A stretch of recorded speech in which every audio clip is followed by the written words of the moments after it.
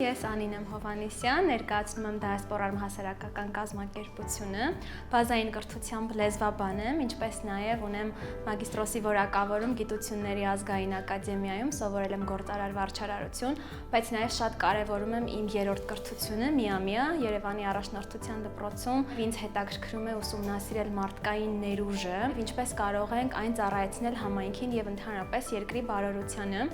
2022 թվականի հունիսից գործընկերների աջակցությամբ Էջմիածնում հնարավորություն ստեղծվեց իրականացնել իմ վաղեմի երազանքը, այն է հիմնել Էջմիածնի պատանի առաջնորդների դպրոցը։